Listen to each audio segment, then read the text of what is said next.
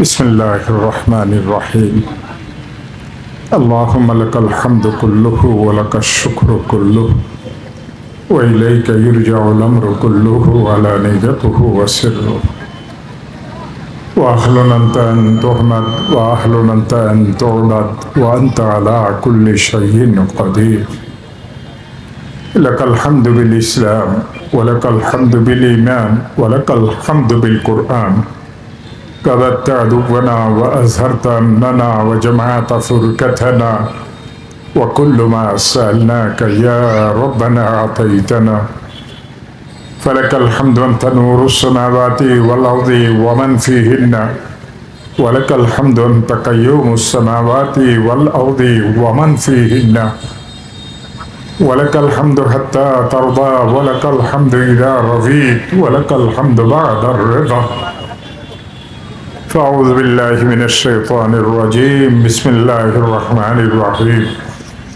كل نفس ذائقة الموت وإنما توفون أجوركم يوم القيامة فمن زحزح عن النار وأدخل الجنة فقد فاز وما الحياة الدنيا إلا متاع الغرور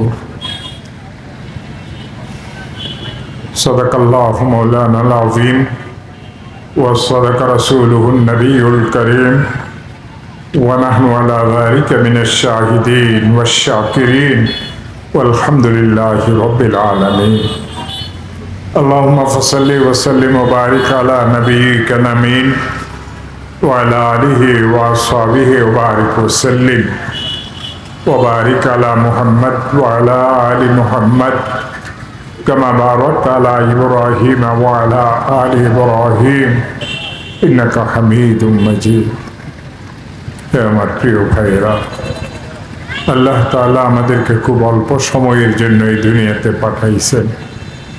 এই যে কিছুক্ষণ আগে একজন লোকের জানাজা পড়লাম, আমরা কেউ জানি না তিনি কোথায় গেছেন, তবে এটা জানি সবাই তিনি চলিয়ে গেছেন। কোরআন আমাদেরকে এই কথা জানাইছে, দুনিয়াতে যারা বসবাস করে মৃত্যুর পরে তাদের ঠিকানা দুই ধরনের হয়, ফারিকুম ফিল জান্নাতি ওয়া ফারিকুম ফিস সাঈর। এক দলের গতি আর ঠিকানা হয় জান্নাত, আর দুর্ভাগ্যবানদের ঠিকানা হয় জাহান্নাম। আল্লাহ আমাদেরকে ওই জান্নাত দান করুক যে জান্নাতের ওয়াদা তিনি তার মুত্তাকী বান্দাদের জন্য করেছেন। আল্লাহ আমাদেরকে ওই জাহান্নামের আযাব থেকে মুক্ত রাখুক যে জাহান্নামের আযাব সম্পর্কে আল্লাহ নিজে এবং আল্লাহ রাসূল সাল্লাল্লাহু আলাইহি ওয়াসাল্লাম আমাদেরকে সাবধান করিয়ে গেছে। যে আয়াত আমি তেলাওয়াত করলাম, এই আয়াতে আল্লাহ তাআলা আদম আলাইহিস সালাতু ওয়াস সালাম থেকে শুরু করে আখিরি ব্যক্তি যিনি এই দুনিয়া থেকে শেষ নিঃশ্বাস ত্যাগ করবেন তাদের একটা অবস্থা বর্ণনা করেছেন। কুল্লু নাফসিন যায়িকাতুল মাউত, প্রত্যেক প্রাণী মাত্রই মৃত্যুর স্বাদ গ্রহণ করবে। কুল্লু নাফসিন যায়িকাতুল মাউত ওয়া ইন্নামা তুওয়াফাউনা উজুরাকুম ইয়াওমাল কিয়ামা, নিশ্চিত তোমাদের প্রত্যেককে তোমাদেরকে কিয়ামতের ময়দানে তার কৃতকর্মের প্রতিদান দেওয়া হবে। ওয়া ইন্নামা তুওয়াফাউনা উজুরাকুম ইয়াওমাল কিয়ামা, ও আমার বান্দারা মনে রাখিও, ফামান যুহজিহা আনিন নার, যাকে জাহান্নামের আগুন থেকে মুক্তি দিয়ে দেওয়া হইল, ওয়া উদখিলাল জান্নাতা ফাকাদ ফাস, জান্নাতে প্রবেশ করাই দিল, সেই প্রকৃত কামিয়াব। ও আমার বান্দারা, যে দুনিয়ার হায়াতের কারণে তোমরা সেই মৃত্যুর প্রস্তুতি করতে পারো না, ওই দুনিয়ার হায়াতের অবস্থান কি তোমরা জানো?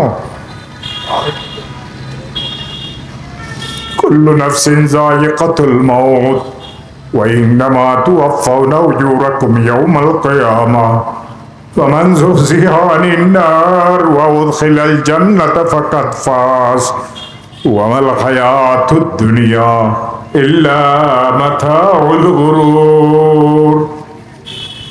ক্ষণিকের চাকচিক্য তো মাত্র এই দুনিয়ার হায়াত। যারা ক্ষমতায় আছে তারা, যারা ক্ষমতা নাই তারা, যারা ধনী তারা, যারা দরিদ্র তারা, যারা ব্যবসায়ী তারা, যারা বিভিন্ন ধরনের অন্যান্য কাজকর্মে ব্যস্ত তারা।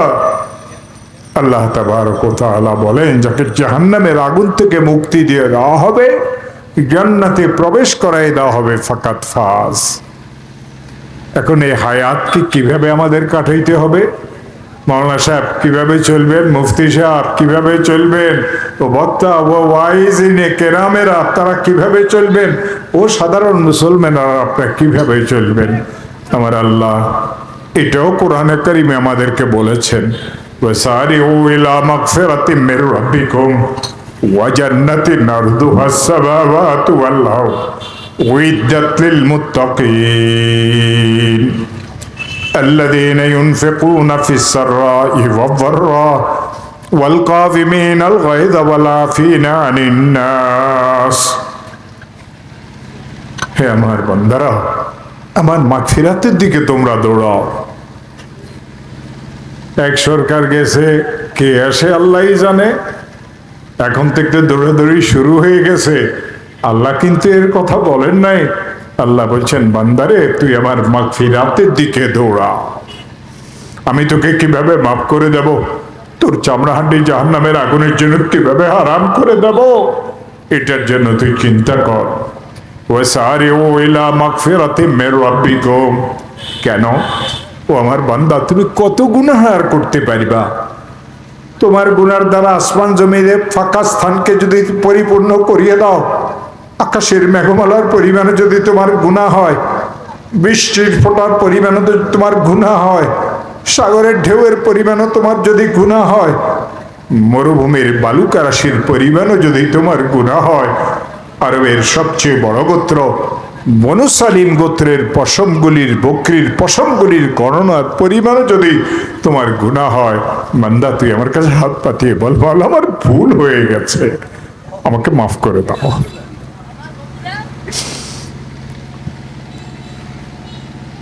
আর কোন সৌভাগ্যবান বান্দা এত গুনাহ হওয়ার পরও যদি হাত পাতিয়ে বলে, আল্লাহ আমাকে মাফ করে দাও, লাওয়াজাদাল্লাহ তাওয়াবার রহিমা, সে তো আল্লাহকে তওবা কবুলকারী হিসাবে পাবে, সে আল্লাহকে দয়ালু হিসাবে পাবে।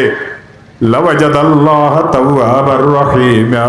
আমার আল্লাহ বলেন, দুই জিনিসের দিকে হে আমার বান্দারা দৌড়াইতে থাকো। ওয়াসারিউ ইলা মাগফিরাতিম মির রাব্বিকুম, তোমাদের রবের পক্ষ থেকে ঘোষিত মাগফিরাতের দিকে দৌড়াও।